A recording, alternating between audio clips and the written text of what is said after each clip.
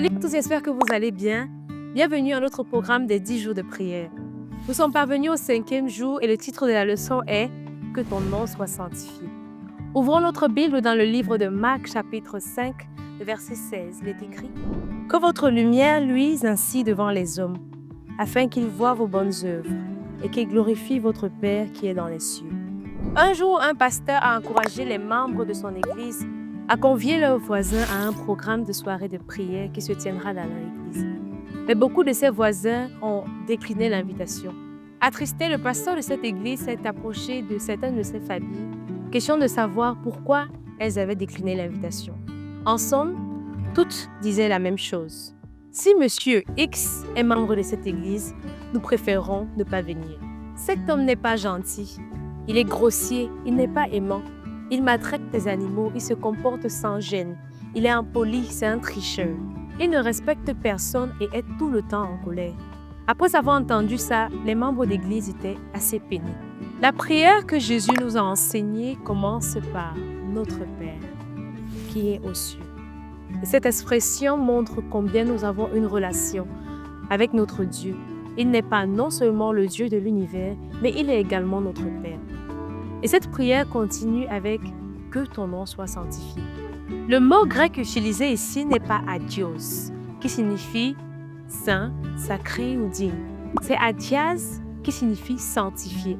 Alors nous pouvons nous poser la question de savoir comment est-ce que nous sanctifions Dieu. Dans 2 Corinthiens chapitre 3, le verset 2, Paul nous dit que nous sommes une lettre écrite et lue par tous les hommes. Et dans 1 Corinthiens chapitre 4, le verset 9, il nous fait comprendre que nous avons été mis en spectacle au monde. Les gens ne voient pas Dieu, c'est nous qu'ils voient. Dans notre comportement quotidien, nous pouvons glorifier Dieu et l'honorer, ou nous pouvons le déshonorer.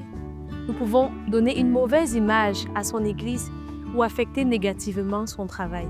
Entrez dans la présence de Dieu avec des louanges et reconnaissez-le comme votre Père aimant. Au lieu de vous concentrer sur vous et sur vos besoins, concentrez-vous d'abord sur Dieu, sur son nom et sur son honneur. Dieu veut que nous recherchions les choses qui honorent son nom.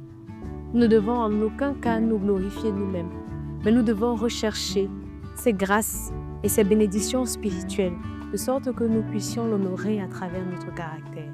Priez quelque chose comme ceci. Père, aide-moi à t'honorer dans tout ce que je fais aujourd'hui.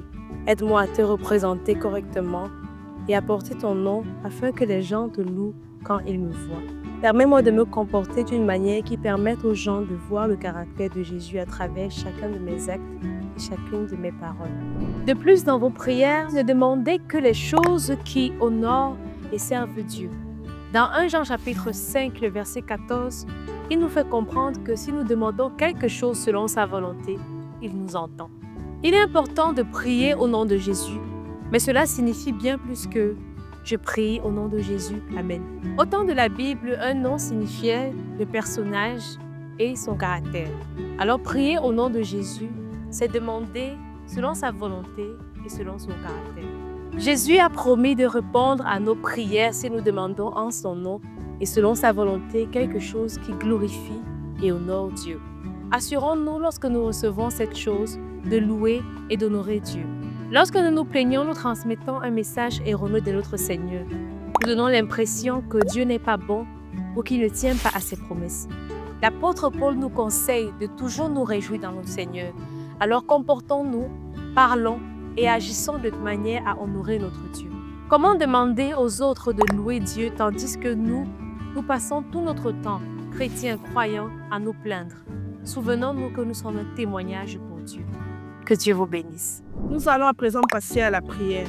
Nous demanderons à Dieu de nous aider à le mettre à la première place, tout en l'entrant dans sa présence avec des louanges et en reconnaissant qu'il est notre Père céleste. Nous prions.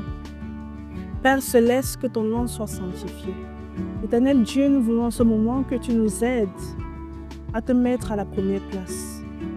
Que tu nous aides, Seigneur, à reconnaître que tu es notre Père céleste. Aide-nous à entrer, Seigneur, dans ta présence avec des louanges.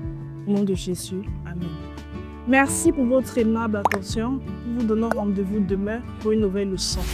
Que Dieu vous bénisse.